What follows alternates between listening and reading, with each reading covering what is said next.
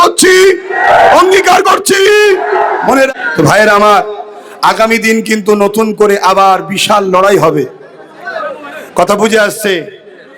এক জালিম হেঁটেছে, আর এক জালিমের বিরুদ্ধে লড়াই বাকি আছে। লড়াই হবে তো নাকি? জোরে বলুন, হবে তো নাকি? কেন আমরা সর্বসময় মজলুমের সাথে ছিলাম, মজলুমের সাথে আছি, গরিবের সাথে ছিলাম, গরিবের সাথে থাকবো, এটা নাকি? অতএব যারাই গরিবদের লুটবে, গরিবদের উপরে অত্যাচার করবে, কারবালা আমাকে শিখিয়েছে তাদের বিরুদ্ধে লড়াই করা আমার ইমাম পাকের সুন্নাত রাস্তা। জোরে বলুন সুবহানাল্লাহ। সেদিন এজিদ নামে জুলুম করেছিল, আজকেও এজিদ আছে না নাই? অতএব লড়াই আমাদেরকে করতে হবে। যতদিন বাঁচবো হকের পক্ষে, ন্যায়ের পক্ষে, মানবতার পক্ষে, ভ্রাতৃত্বের পক্ষে, সম্প্রীতির পক্ষে, ঐক্যের পক্ষে, গরিবের পক্ষে, দেশের পক্ষে, দেশবাসীর পক্ষে আমাদের এই লড়াই করতে হবে। এটা শুধু রাজনীতি নয়, এটা আমার ধর্মের কাজ। জোরে বলুন সুবহানাল্লাহ। অন্য কেউ রাজনীতির রং লাগাইলে লাগাতে পারে, কিন্তু আমার ধর্মই শিখিয়েছে হুব্বুল আতান, দেশকে ভালোবাসা ইসলাম ধর্মের কাজ। জোরে বলুন সুবহানাল্লাহ। আমার নবী বলেছে দেশকে ভালোবাসো, নবী দেশকে ভালোবেসেছে, এটা আমাদের জন্য নবীর সুন্নাত হবে। জোরে বলুন সুবহানাল্লাহ। এতিম, গরিব, দুঃখী, মুসলিম, অমুসলিম, যে কোনো ধর্মের মানুষকে ভালোবাসা এটাও আমার ধর্মের কাজ। জোরে বলুন সুবহানাল্লাহ। আজ দুনিয়াকে রাজনীতি বলতে পারে, অনেক কিছু নামে ডাকতে পারে, সেটা তাদের বিষয়, ওটা আমাদের দেখার বিষয় নয়।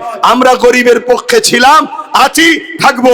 মানবতার পক্ষে ছিলাম, আছি, থাকবো। অসহায়দের পক্ষে ছিলাম, আছি, থাকবো।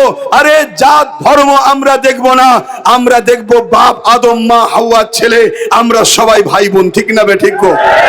এই পৃথিবীতে প্রথম দুজন মানুষ এসেছিলেন, একজনের নাম আদম আর একজনের নাম হাওয়া। এই দুজনের থেকে পৃথিবীতে মানুষ তৈরি হয়েছে। সে আমেরিকা বলুন, ফ্রান্স বলুন, জাপান বলুন, ইন্দোনেশিয়া বলুন, ভারত বলুন, পৃথিবীর যে কোনো মানুষ বলুন, সবার সৃষ্টি এই দুজন নারী আর পুরুষ থেকে। তাই আমরা সবাই এই দিক দিয়ে মুসলিম, হিন্দু, দলিত, আদিবাসী, শিখ, পাঞ্জাবি, আমরা সবাই বাপ আদম, মা হাওয়ার ছেলে মেয়ে, আমরা সবাই ভাই বোন। তাই প্রত্যেকটা অসহায় দুঃখীর সাথ আমরা দেবো, এই অঙ্গীকারবদ্ধ আগেও নিয়েছিলাম। আজকে আরেকবার এই ঐতিহাসিক স্মৃতি কাজদিয়ার মাঠ থেকে অঙ্গীকার করেন, গরিব, অসহায়, দুঃখী, মুসলিম, আদিবাসী, হিন্দু, দলিত যেই হোক, তার পাশে আমরা দাঁড়াবো। এই অঙ্গীকার আপনারা নিচ্ছেন? গরিবদের জন্য লড়বেন, বিধবাদের জন্য লড়বেন, এতিমদের জন্য লড়বেন, অসহায়দের জন্য লড়বেন, ক্ষুধার্ত মানুষের জন্য লড়বেন। তাতে যত বড় সুপার পাওয়ার হোক না কেন, তার বিরুদ্ধে আমরা দাঁড়িয়ে গরিবদের পাশে দাঁড়াবো। অঙ্গীকার করছি, অঙ্গীকার করছি। মনে রাখবেন, এই মুহররমের মাস আমার ইমাম পাক তিনি নিজের পুরো পরিবারকে শহীদ করেছে। ইমাম পাক এজিদ বলেছিল, আসো তুমি তো আমাতে মিলেমিশে ভাগ বাটরা করে রাজত্ব চালায়। ইমাম পাক বলেছিলেন, দেখো রাজত্ব লিবার আমার কোনো লোভ নাই, আমি এতটুকু চাই তুমি জুলুম বন্ধ করো, তুমি অত্যাচার বন্ধ করো, তুমি রাহাজানি বন্ধ করো, তুমি খুন বন্ধ করো, তুমি ধর্ষণ বন্ধ করো, আমি ইমাম হোসেন তোমাকে সাপোর্ট করব। তা আমরাও সেদিন বলেছিলাম কি, আমার রাজত্বর লক্ষ্য নয়, লক্ষ্য হলো তুমি জুলুম বন্ধ করো, অত্যাচার বন্ধ করো, গরিবের উপরে জুলুম বন্ধ করো, মানুষের অধিকার দাও, নাই দাও, ইনসাফ দাও। আমাদের দখলের গদিতে বসার শখ নাই। কেন? আমরা মুহাম্মদ রাসূলের গোলাম। আমরা এই সমাজকে তা'মুরুনা বিল মারুফ ওয়া তানহাউনা আনিল মুনকার, অন্যায় মিটিয়ে ন্যায়কে প্রতিষ্ঠিত করতে এসেছি। জোরে বলুন সুবহানাল্লাহ। এই কাজ আমার গরিবে নওয়াজ করেছে, এই কাজ আমার আবু বকর সিদ্দিক করেছে, এই কাজ মুজাদ্দিদ আল পেসানি করেছে, এই কাজ গৌসুল আজম করেছে, এই কাজ সাহাবা হুজুররা করেছে, যুগে যুগে নবীরাও করেছে। অন্যায়ের বিরুদ্ধে, ন্যায়ের পক্ষে। মনে থাকবে তো? মনে থাকবে তো?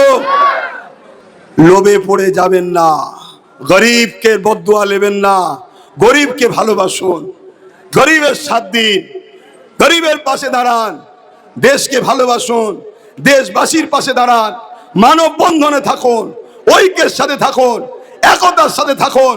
কোন এক জায়গায় ঝামেলা হয়েছে, সেই ঝামেলা সত্য মিথ্যা কি সে কোনো ভেরিফাই হয়ে প্রশাসন দেখবে, সেটাকে শুনে যেন নিজেরা নিজের এলাকার কোনো গরিবের উপরে জুলুম না করি, এটাও খেয়াল রাখতে হবে।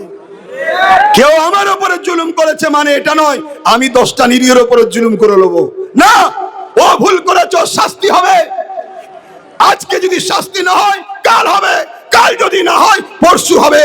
আজকে বলুন, কেউ কেউ তো মনে করেছিল আমাদের শাস্তি কোনোদিন হবে না, কিন্তু দেরি হলো 15 বছর পর শাস্তি হচ্ছে না হয়নি?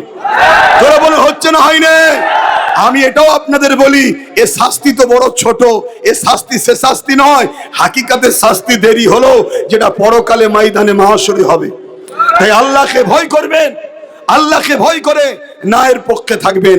তো যাই হোক, এই গরমের মধ্যে এইভাবে আপনারা অনেকক্ষণ ধরে এসে দাঁড়িয়ে আছেন। আমার টাইম দেওয়া ছিল 4:30, সে জায়গায় এসে নামাজ পড়ে স্টেজে আসতে 5টা বেজে গেছে। আমি প্রায় জাম পেয়েছি ঘটকপুকুর থেকে একভাবে ঘটকপুকুর থেকে গাড়ি চালানোই যায়নি, 5-10 করে আসতে হয়েছে। ওই জন্য সময় লেগে গেছে, না হয় হয়তো 4টেই চলে আসতাম। কেন ওই আলিশা ও অনেক করে বলেছিল ওর বাড়িতে একবার যাবার কথা, কেন ওর বাড়িতেই আমি দেখতে এসেছিলাম। সব তো আপনারা জানেন, কথা বোঝা যাচ্ছে। ও আমার অ্যাকচুয়ালি আহলে সুন্নাত ওয়াল জামাতের ছেলে ছিল, সংগঠনের ছেলে ছিল। সেই দেখতে আসাতে আজকে কি জুলুমের শিকার হতে হয়েছে, কিন্তু এতে আফসোস করলে হবে না। আরে আমি কোথাকারের কে? আমার হোসাইন পাকও কুফায় যাচ্ছিল মেহমানের বাড়িতে, কুফায় যাচ্ছিল মেহমানের দাওয়াতে, কারবালায় তিনাকে এটকে জুলুম করেছে না করেনি? তাহলে আপনি হোসাইনি দাবি করবেন আর আপনার উপরে জুলুম হবে, মন খারাপ করলে হবে না। ধৈর্য ধরে আল্লাহর উপরে ভরসা করে মজবুত হয়ে থাকতে হবে। আজকে ধৈর্য ধরে আল্লাহর উপরে ভরসা করে মজবুত হয়েছিলাম, 6 বছর হয়তো সময় লেগেছে, কিন্তু আজকে এসে পৌঁছেছি না পৌঁছায়নি? কিন্তু সেই জালিম কোথায়? জালিমের খবর কি? জালিম কোথায় গেল? আরে জালিম তো শুধু দুনিয়াতে ভালো জায়গায় আছে এখনো, যদি ওকে না তুলে নিত, ওকে খুঁজছিল অনেকে, ও বেঁচে গেছে। দুনিয়ার খাতিরে বলছি, ওর কিন্তু এখনো হাকিকাতে বিচার হয়নি। ওর বিচার আল্লাহ দেখালে দেখবেন আপনারা। কেন রোজার মাসে মানুষের ইফতারে লাথি মেরেছে, মায়ের পেটে সন্তান ছিল, সেই মায়ের পেটে লাথি মেরেছে। ওর বিচার এখনো কিচ্ছু হয় না। ওর বিচার দুনিয়ার কোন হুকুমত করতে পারবে না। ওর বিচার সেই মহান সৃষ্টিকর্তা রব্বুল আলামিন যখন করবে, সেটা দেখবে তোমরা। তো যাই হোক, তাই বলে যাচ্ছি, আপনারাও ধৈর্য ধরবেন, সবর করবেন।